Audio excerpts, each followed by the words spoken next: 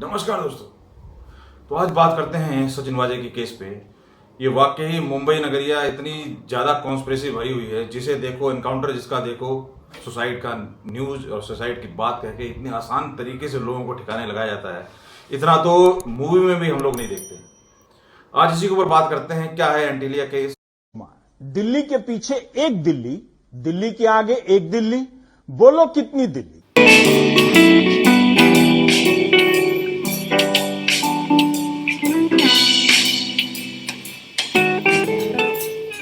तो दोस्तों, जैसा कि आप जानते हैं, एंटीलिया केस बिल्डिंग का नाम है, एंटीलिया अंबानी की बिल्डिंग। तो उस केस में जहां पर वो गाड़ी पाई गई और जहां सचिन वाजे कितना, मतलब एक सिंपल सा सिपाही, छोटा सा सिपाही, और इतने बड़ी कॉन्स्पिरेसी किसी के भी गले नहीं उतर रही कि आखिर गेम में चल क्या रहा था। और वहीं पे बात करते हैं इनकी, जो खोल के बैठे हुए थे बखियां सारी, जिन्होंने चैट निकाल ली थी अर्नब की, आज वो क्या इल्ली विल्ली कर रहे हैं मैं आपको दिखाता हूं। दिल्ली के पीछे एक दिल्ली, दिल्ली के आगे एक दिल्ली, बोलो कितनी दिल्ली। आगे आगे दिल्ली, पीछे। आप सोच रहे होंगे दोस्तों कि ये बात तो दिल्ली की हो रही है, इसका इस केस से क्या लेना देना। तो दोस्तों, कहीं पे निगाहें कहीं पे निशाना वाले बातें हैं। दिल्ली ना सेंटर की है ना स्टेट की है दोस्तों, दिल्ली जनता की है, देश जनता का है। तो पहले देश फिर स्टेट, वो बातें कोई इतनी इम्पोर्टेंट नहीं है जितनी बड़ी कॉन्स्पिरेसी को ये अपने जुमले से या क्या कहें अपने नौटंकी से घुमाने की कोशिश कर रहे हैं।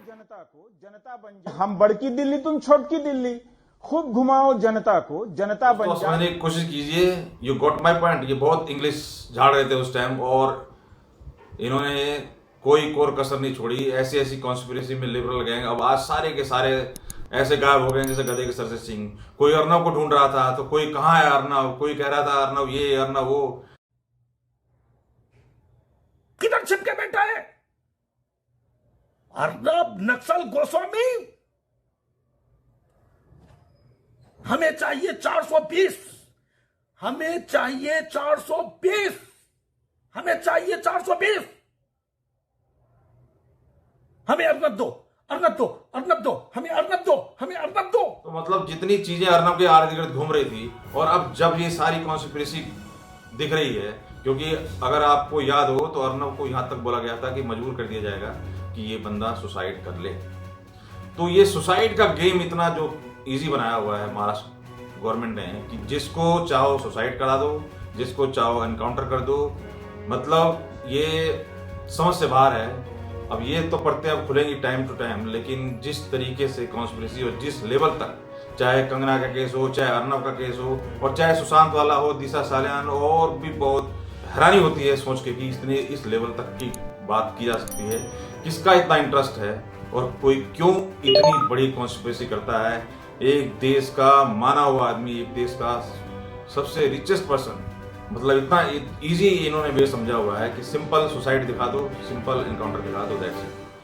तो ये कॉन्स्पिरेसी वाकई समझ से परे है, और आप समझ सकते हैं कि अब जितनी कॉन्फिडेंस से बोला जाता है कि सुशांत वाले केस में कुछ नहीं है, सुशांत वाले केस में किसी कुछ नहीं निकला, तो जब इतनी बड़ी बड़ी साजिशें और बहुत पहले से चलती आ रही हैं, आप अगर ज़्यादा जाएँ तो दिव्या भारती का केस भी ऐसे ही हुआ था।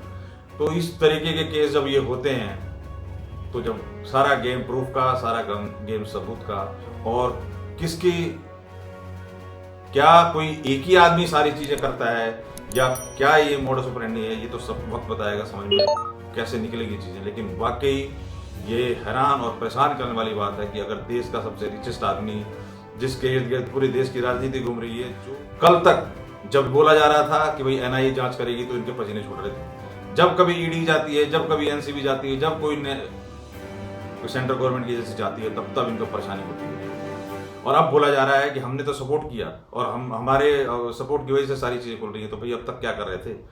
ये साथ तो दोबारा रिस्टोर किए गए हैं। कोरोना में काफी शॉर्टेज हुई थी स्टाफ की, तो यही एक स्टाफ में इनकी भारी कमी थी, जिनको इनको दोबारा से रिस्टोर किया गया, दोबारा इनको बहाल किया गया।